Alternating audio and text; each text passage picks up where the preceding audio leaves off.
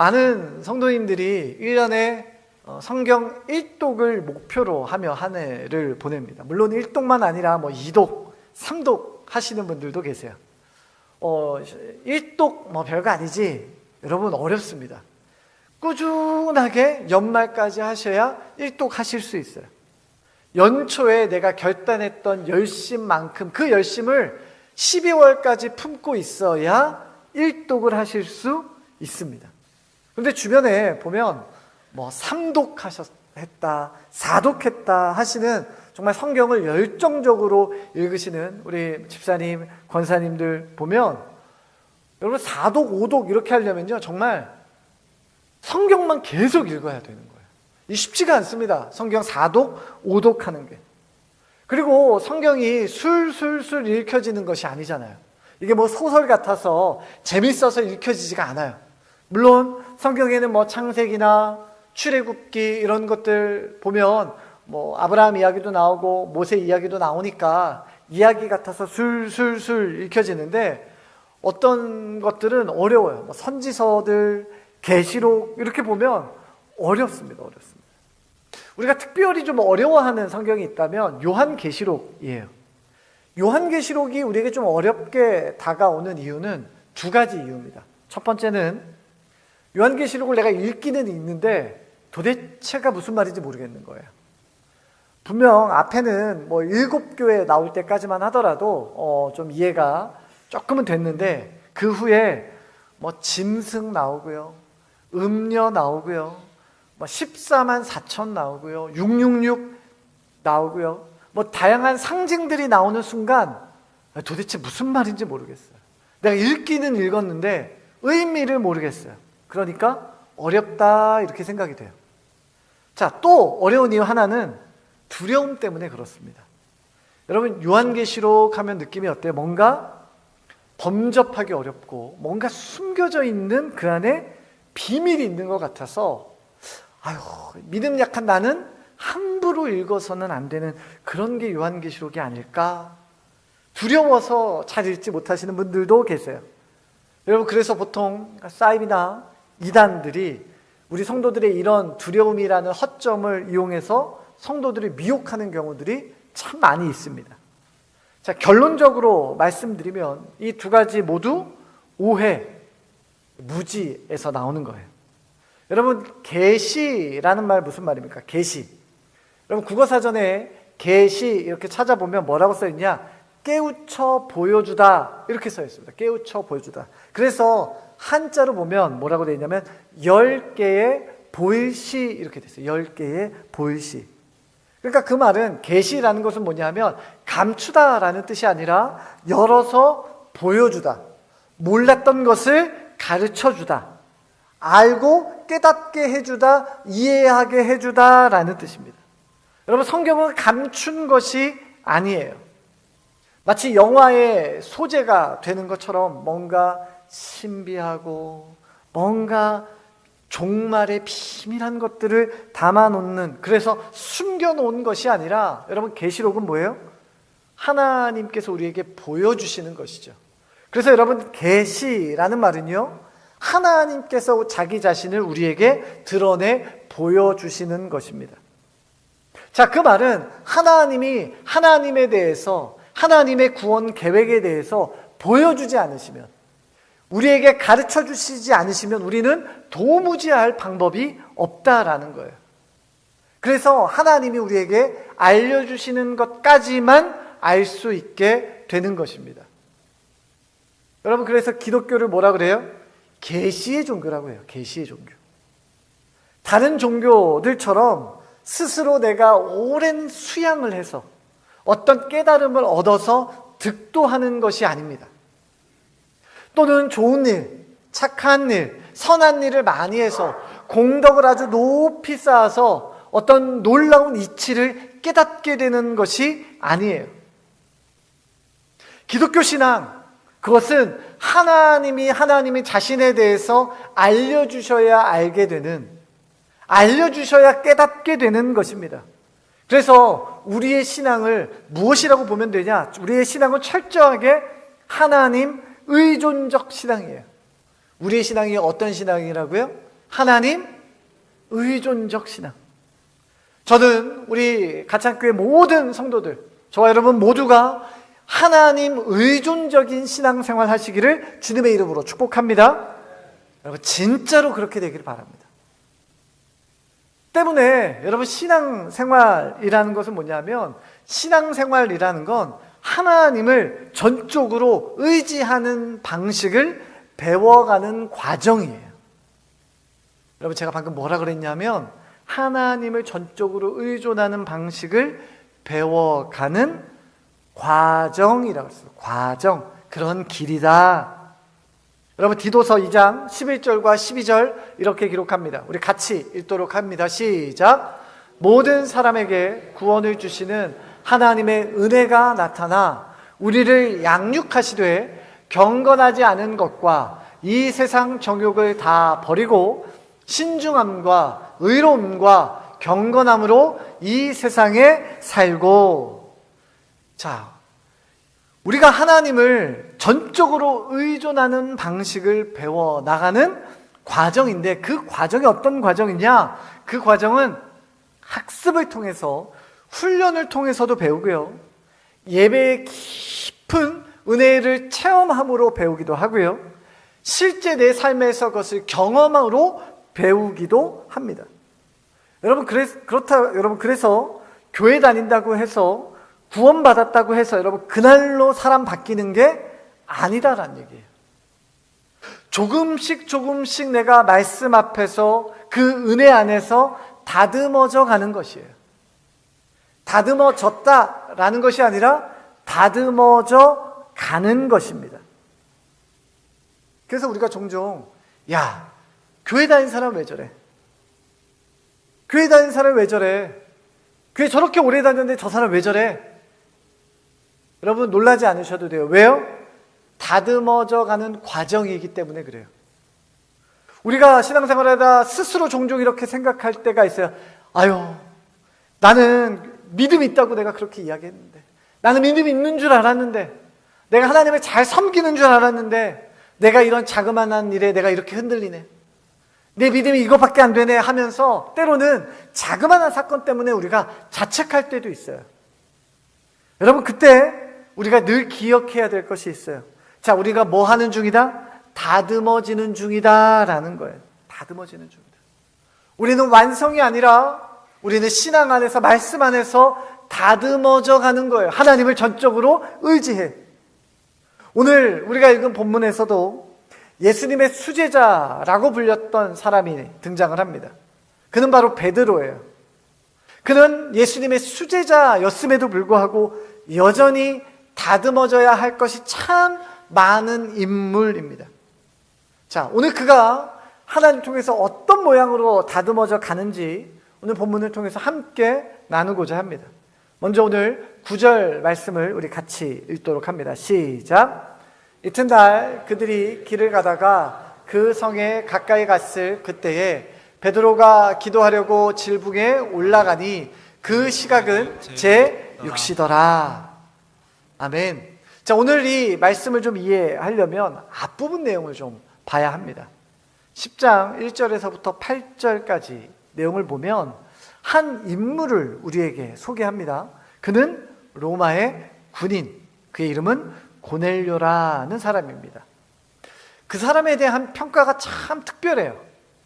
2절입니다. 10장 2절인데 우리 같이 읽습니다. 시작. 그가 경건하여 온 집안과 더불어 하나님을 경외하며 백성을 많이 구제하고 하나님께 항상 기도하더니. 여러분 고넬료에 대한 설명이 뭐예요? 그는 경건하여 또 하나님을 경외하며 많이 구제하고 항상 기도하는 사람. 여러분 이것이 참 독특합니다. 왜냐? 여러분 이름에서 알 수 있는 것처럼 고넬료라는 사람은 이방인입니다. 유대인이 아니에요. 자, 그 유대인이 하나님을 경외한다? 아유, 뭐 하다 보면 그럴 수도 있지. 여러분 그렇지 않습니다. 왜요? 여러분 그는 로마의 군인입니다. 그러니까 이스라엘을 정복했던, 지배했던 민족이에요. 지배자죠, 지배자.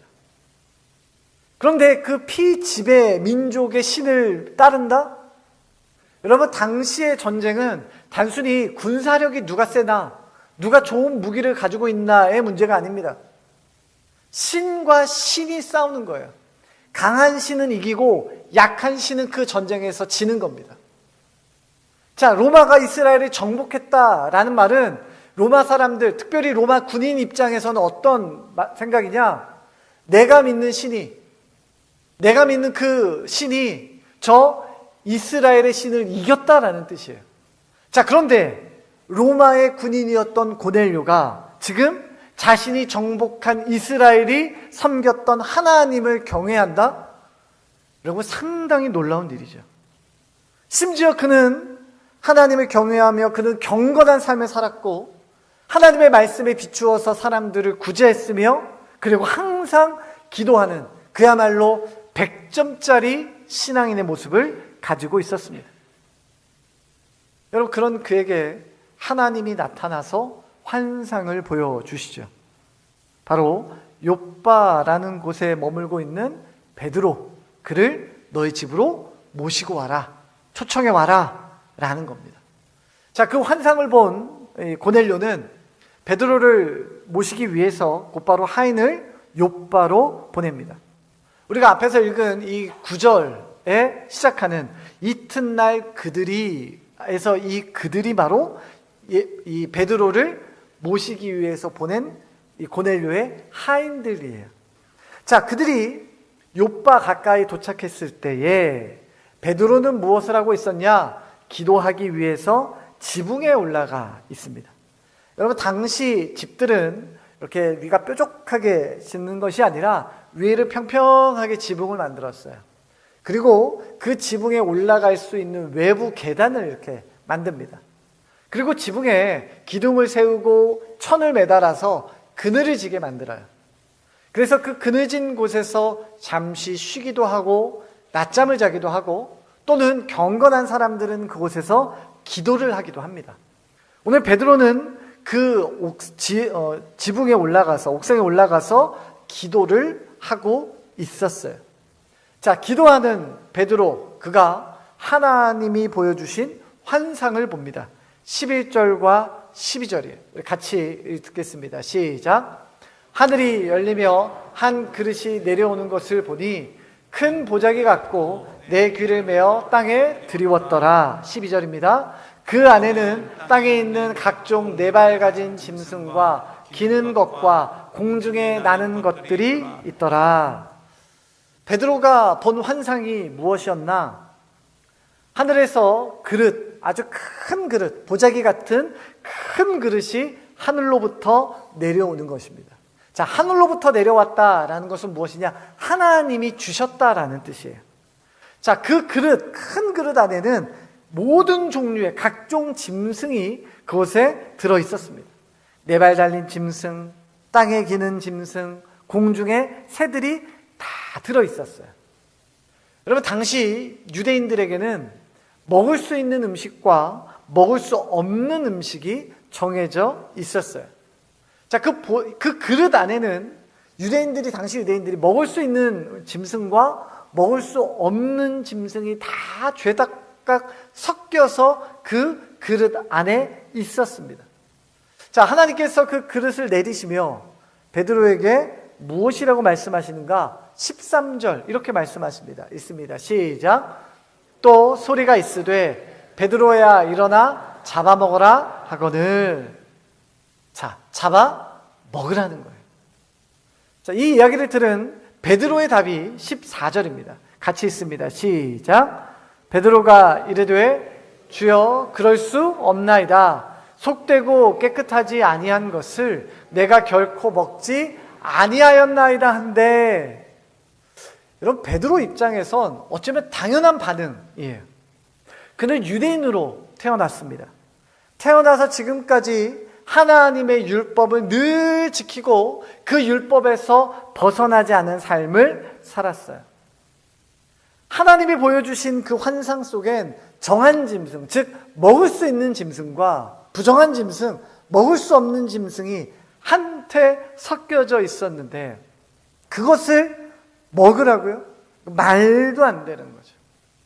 베드로는 딱 잘라 한마디로 이렇게 말합니다. 그럴 수 없습니다. 그럴 수 없습니다. 여러분, 이 그럴 수 없다라는 헬라어 단어가 메다모스예요. 여러분, 헬라어 성경을 보면 이 메다모스 한 단어로 되어 있습니다. 그리고 그 메다모스 앞에 점이 하나 딱 찍혀져 있어요. 그것은 뭐냐? 강한 부정이에요. 강한 거절입니다. 절대 그럴 수 없습니다. 절대 먹을 수 없습니다. 자, 베드로가 이렇게 완강하게 거부하자 다시 한번 하늘에서 소리가 들립니다. 자, 15절이에요. 같이 읽습니다. 시작.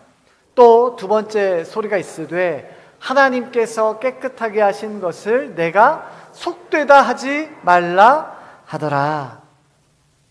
여러분, 똑같은 일이 3번을 반복하게 됩니다. 여러분, 오늘 우리가 본문을 읽으면서 오늘 이 본문에 대해서 우리 스스로를 돌아봤으면 좋겠어요. 자, 무슨 말이냐? 여러분, 지금 베드로가 환상을 보여주고 있는데 이게 보통 환상이 아니에요. 그냥 우리가 잠자다 꾸는 그런 긴가민가하는 그런 개꿈이 아닙니다. 여러분, 이 꿈 누가 보여주신 꿈이에요? 누가 보여주신 꿈이에요? 하나님이 보여주셨어요. 하나님이 직접 베드로 꿈에 나타나셔서 보여주셨어요.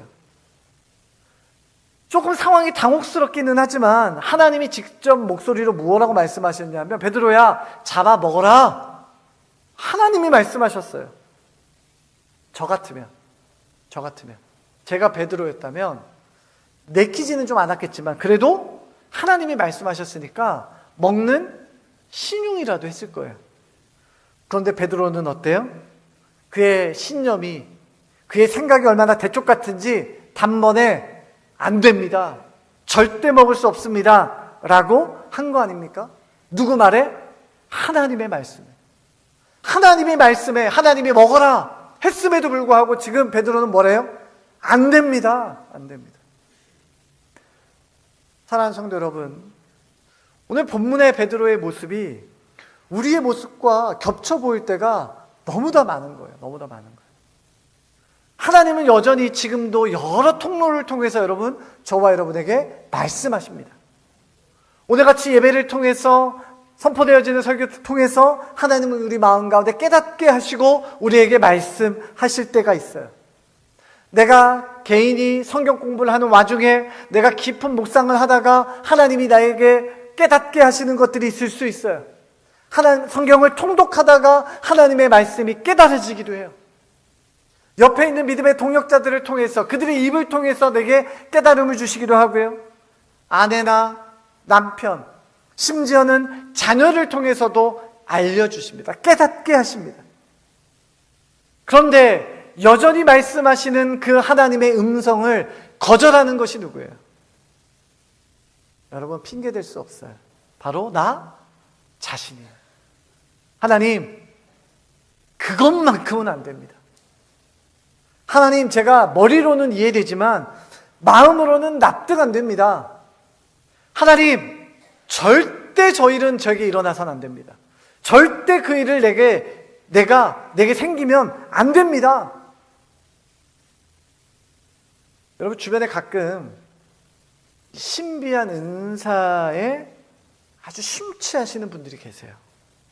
어디 산속 깊은 곳에 들어가서 혼자 기도하는 거예요. 그리고 기도하는 건 하나님, 음성 들려주십시오. 하나님, 나에게 음성 들려주십시오.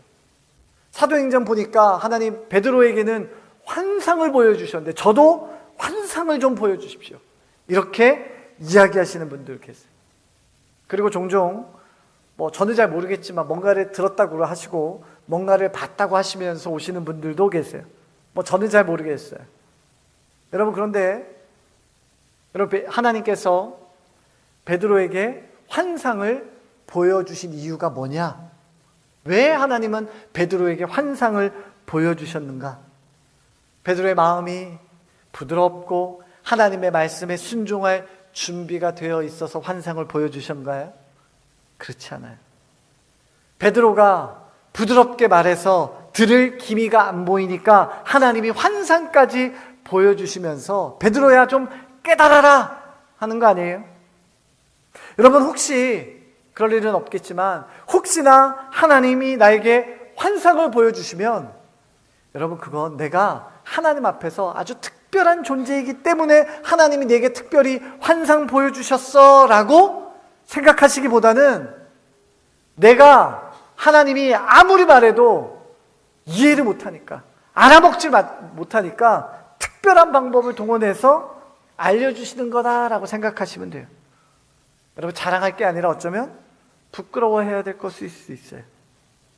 여러분, 특별하고 놀라운 은사, 신비한 그것보다 하나님이, 하나님의 말씀이 성경을 통해서, 내가 기도를 통해서 말씀을 깨닫는 것을 통해서 내게 주신 은혜를 저와 여러분의 일상에서 경험하고 그 말씀에 순종하는 여러분 되시기를 주님의 이름으로 축원합니다.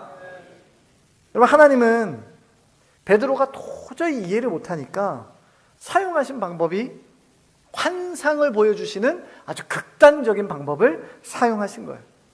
자, 그러면 그러한 처방을 내리신 이유가 뭔가라는 거죠. 자, 그 이유는 하나입니다. 바로 베드로의 신앙을 다듬어 가시기 위함이에요. 여러분, 하나님은 베드로가 얼마나 약한 존재인지를 참 잘 아셨어요. 그의 출신 자체가 그래요. 그는 못 배우고 아는 게 많이 없어요. 왜요? 베드로는 갈릴리에서 물고기 잡던 어부예요. 어부. 그의 평생 한 거라고는 어렸을 때부터 배 띄워서 물고기 잡는 게 끝이에요.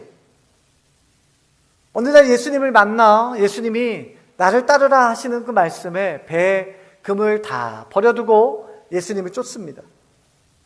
베드로에게 열정은 있어요. 하지만 아는 것이 많이 없었어요. 하나님은 그 베드로를 다듬어 가시기 시작해요. 사랑하는 성도 여러분, 하나님은 우리도 이렇게 다듬어 가세요. 영어로 하면 현재 진행형이에요. 우리의 상태는 현재 진행형이에요. 여러분, 우리의 신앙의 모습이 현재 완료가 아닙니다. 여러분, 지금도 여전히 끊임없이 우리는 다듬어져 가는 과정 중이에요. 그럼 완성은 언제 되냐? 이 땅이 아니라 우리가 죽어서 하나님의 품에 안겨서 하나님 품에서 그 영화를 누리고 있을 그때에 완성되는 것이지, 우리는 이 세상을 사는 동안 끊임없이 하나님의 말씀으로 다듬어져 가는 중이죠. 지금은 아니에요. 지금은 완성이 아니에요. 과정을 누리고 있는 거예요. 자, 그렇다면 오늘 베드로의 환상을 통해서 우리에게 주시는 도전은 무엇인가? 저는 이 시간 좀 두 가지를 살펴보려고 하는데요. 다듬어져 가는 신앙을 위해서 첫 번째로 우리가 기억해야 될 것은요, 주어를 바꾸라는 거예요. 뭘 바꾸라고요? 주어를 바꾸라. 자, 무슨 말이냐? 아까 읽은 14절 말씀을 보면 하나님께서 환상 중에 나타나셔서 이 그릇 안에 있는 짐승들을 다 잡아먹어라 라고 말씀하세요. 자, 그런데 베드로는 절대 그럴 수 없습니다 라고 말해요. 자, 절대 그럴 수 없습니다 라고 말하고 그 다음에 베드로의 말을 한번 들어보세요. 14절 하반절은 이렇게 기록합니다. 속되고 깨끗하지 아니한 것을 내가 결코 먹지 아니하였나이다. 내가 먹지 않았다라는 거죠. 내가. 자, 그런데 15절에 하나님의 말씀은 뭐예요? 하나님은 이렇게 말씀하세요. 하나님께서 깨끗하게 하신 것을 너가 속되다고 하지 마라. 누가 깨끗하게 하셨다? 하나님이 깨끗하게 하셨다. 왜 너가 속되다고 하느냐? 하나님은 지금 환상을 통해서 베드로에게 한마디 하시는 거예요. 야, 네 생각에, 네 판단에, 네가 지금까지 살아왔던 삶의 방식에, 네가 상식이라고 생각하는 그것에 지금 너의 목숨 걸지 말아라는 거죠. 왜 그래요? 그것보다 우선하는 것이 있다라는 거예요. 여러분, 우리의 삶의 가장 우선이 무엇입니까? 바로 하나님이 우리 모든 것의 출발인 줄로 믿습니다. 하나님이 우리 모든 것의 출발이라는 것은 하나님이 내 삶의 주어가 되신다는 거예요.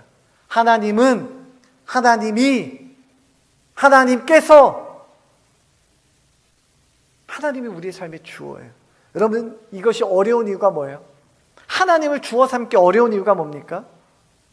우리의 죄의 습성 때문에 그렇습니다. 우리의 죄의 습성은 하나님이 주어가 아니라 나를 인생의 주어로 삼는 것에 익숙해요.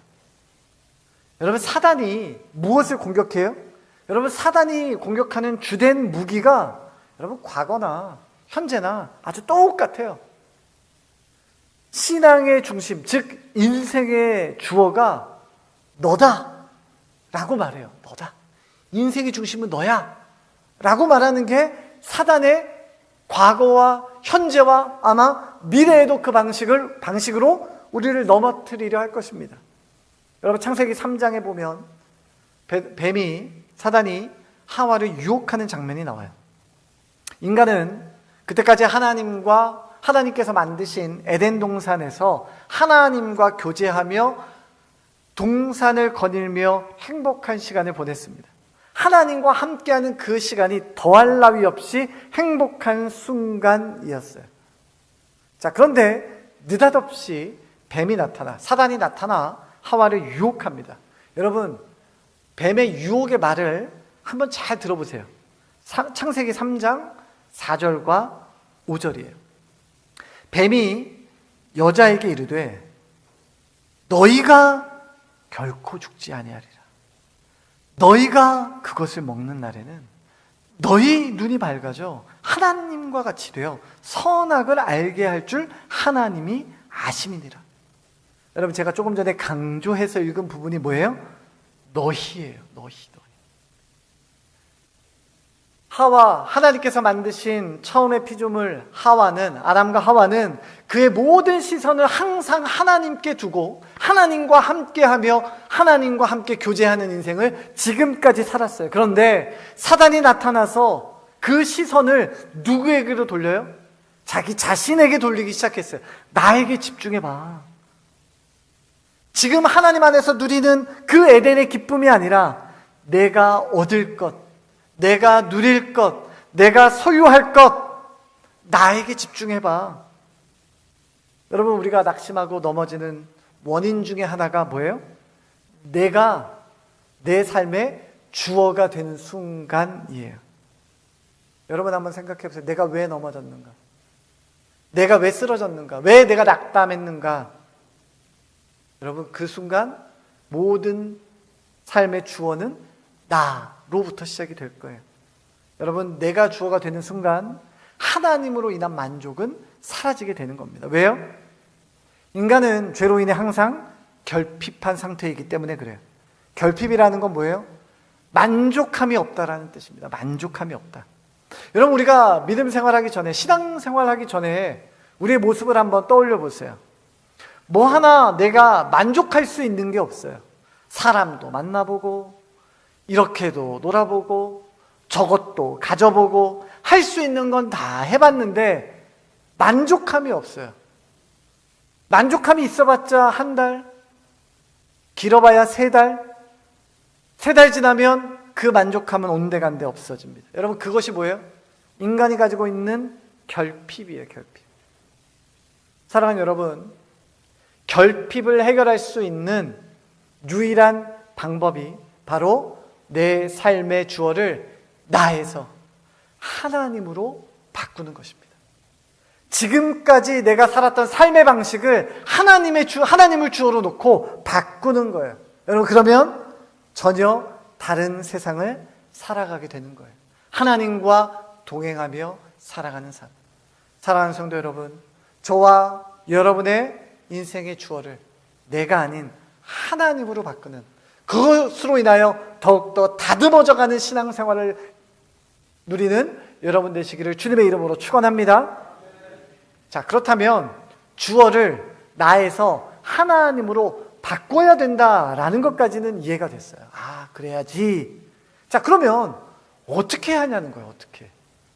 주어를 어떻게 바꾸냐라는 것이죠. 여러분, 주어를 바꿀 수 있는 방법은 참 많이 있습니다. 자, 다양한 방법들을 이야기할 수 있지만 오늘 그 중에 하나를 여러분에게 좀 소개하려고 합니다. 여러분에게 그것을 소개하는 이유는 제가 지금 말씀드리고자 하는 이 방법이 가장 빠르고 가장 간단하고 가장 손쉽기 때문에 그래요. 제가 여러분에게 좀 느리고 복잡하고 어려운 것을 설명하면 여러분들이 다 안 들으실 거기 때문에 쉽고 간단하고 빠른 방법, 주어를 나에게서 하나님으로 바꾸는 그 방법을 여러분에게 소개합니다. 아주 쉬워요. 저를 한번 따라해 보겠습니다. 하나님, 다시 한번 하나님, 감사합니다. 쉽죠? 쉬워요. 내 인생의 주어를 나에서 하나님으로 바꾸는 놀라운 방법이 뭐냐면 어떤 일이든 무슨 일이든 하나님 감사합니다로 바꾸는 거예요. 하나님 감사합니다. 감사할 것들이 있어서 감사한 것이 아니라 감사하지 못한 그 순간에도 하나님 감사합니다로 바꾸는 것이죠. 하나님 감사합니다로 바꾸는 것이죠. 하나님 뭐뭐 때문에 감사합니다가 아니라 하나님 감사로 시작하는 거예요. 하나님 감사로 시작하는 거예요. 우리 삶에 일어나는 그 모든 것들을 감사의 안경으로 본다면 여러분 전혀 다른 것을 보게 될 것이에요. 지금까지 그것이 감사의 거리가 아니고 그것은 내게 걱정거리고 염려거리고 고난거리고 힘든 거리요 그런 것들이었는데 하나님 감사합니다로 문장을 시작하게 되면 내가 감사할 수 없었던 것들이 감사로 변화되는 기적을 맛보게 되는 것입니다. 여러분, 성경에서 말하는 이 감사와 늘 연결되어 있는 것이 하나가 다 있어요. 여러분, 감사와 늘 연결되는 그 하나, 그것은 바로 찬양이에요. 여러분, 하나님을 향한 감사를 바탕으로 나오는 게 뭐냐? 바로 찬양이에요. 그냥 찬양이 툭 튀어나오는 것이 아니라 하나님을 향한 감사가 일어날 때 찬양이 생겨나는 거예요. 골로새서 3장 16절 17절 이렇게 기록합니다. 자, 같이 읽습니다. 시작. 그리스도의 말씀이 풍성히 거하여 모든 지혜로 피차 가르치며 권면하고 시와 찬송과 신령한 노래를 부르며 감사하는 마음으로 하나님을 찬양하고 17절 또 무엇을 하든지 말에나 일에나 다 주 예수의 이름으로 하고 그를 힘입어 하나님 아버지께 감사하라. 성도들의 삶에 이러한 감사의 고백을 닮은 찬양이 항상 있게 되기를 주님의 이름으로 축원합니다. 여러분, 우리에게 항상 감사의 찬양이 넘쳐나야 되는 거예요. 여러분 요즘 유튜브가 얼마나 좋은지 몰라요. 여러분 유튜브 켜놓고 한번 쳐보세요. 마음이 힘들 때 듣는 찬양. 여러분 그러면요 마음이 힘들 때 듣는 찬양이 쫙 나와요. 막 3시간 4시간 찬양이 나와요. 여러분 운동할 때 듣는 찬양. 여러분 한번 쳐보세요. 나와요. 운동할 때 듣는 찬양 하면 나옵니다. 여러분 그 찬양 틀고 이렇게 신천 이렇게 산책하시면 돼요. 다른 거 듣지 마시고 운동할 때 듣는 찬양 들으시면서 신천 걸으셔요. 또 제가 많이 찾는 건데요. 조용히 일하면서 듣는 찬양 이런 게 있어요. 뭐 6시간 있어요. 그 탁 틀어놓으면 잔잔하게 찬양이 나와요. 제가 뭐 책을 읽을 때나 설교를 준비할 때 보통 많이 찾는 게 이 조용히 일하면서 듣는 찬양이에요. 여러분 또 찾아보면요 두렵고 떨리는 마음을 안정시켜주는 찬양. 물론 이것이 뭐 어떤 약처럼 뭐 어떤 심신을 안정시켜주는 것이 아니라 우리가 그 찬양을 통해서 하나님을 나에게 맞춰주신 시선을 하나님께 돌리게 할 수 있는 역할을 하는 거예요. 늘 그래서 찬양을 가까이 하는 거죠. 근심이 찾아올 때 듣는 찬양 여러분 있어요. 여러분 임영웅 노래 모음보다 훨씬 더 좋습니다. 우리가 매일매일 삶에서 하나님의 찬양을, 하나님께 올려드리는 찬양을 가까이 하는 일상이 필요해요. 저와 여러분의 삶에 하나님을 향한 이러한 찬양과 감사가 가득하게 되기를 바랍니다. 여러분, 감사할 마음이 있어서 감사하는 것이 아니라, 찬양할 기분이라서 찬양하는 것이 아니라, 여러분, 그렇지 않을지라도 하나님을 노래하고 찬양하는 그 행동을 통해서 바로 우리가 나 중심의 신앙에서 하나님 중심의 신앙으로 바뀌게 되는 것이고, 또한 그것을 통해서 내가 더욱더 하나님 앞에서 다듬어지는 신앙생활을 하게 되는 것입니다. 사랑하는 우리 가천교회 모든 성도들 여러분, 여러분의 삶에 그러한 영적인 변화, 하나님께서 다듬으시는 그러한 놀라운 영적인 변화가 여러분에게 있게 되기를 주님의 이름으로 축원합니다. 이 시간 우리 말씀 기억하며 우리 같이 찬양합시다.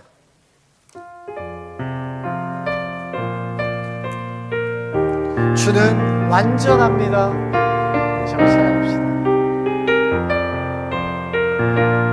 주여, 우리 연약합니다. 주여, 우리 연약합니다. 우린 오늘을 힘겨워합니다.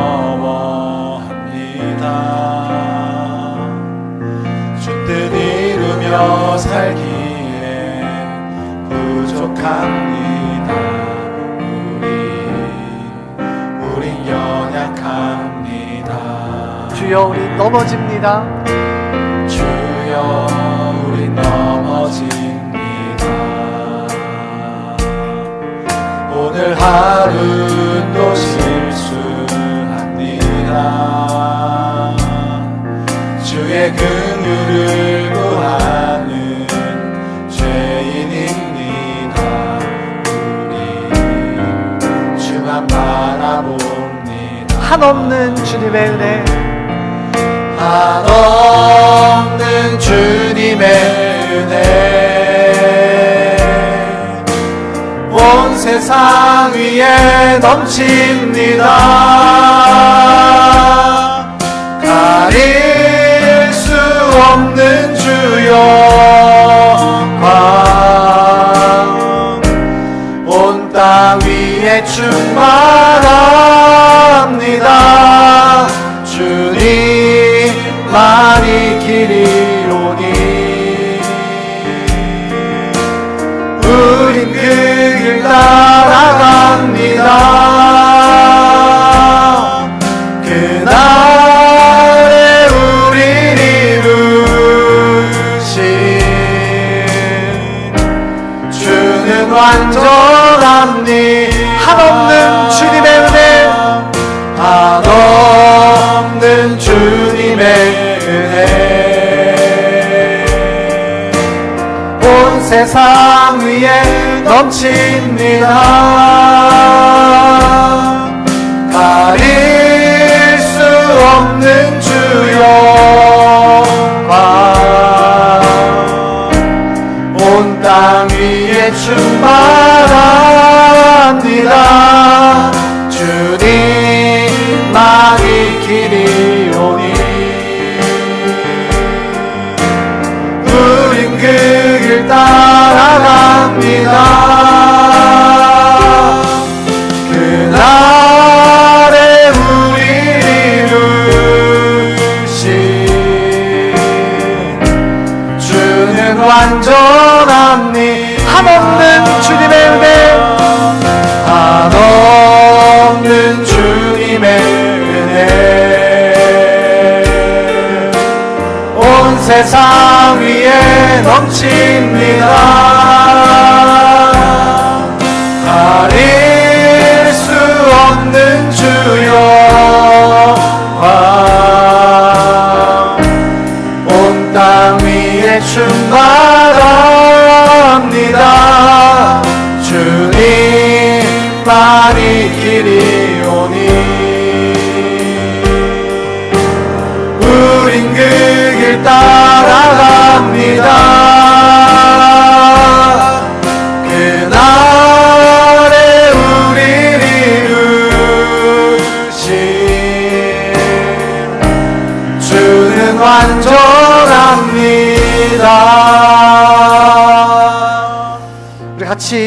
기도합시다. 여러분, 지금 내 삶의 중심엔 누가 있습니까?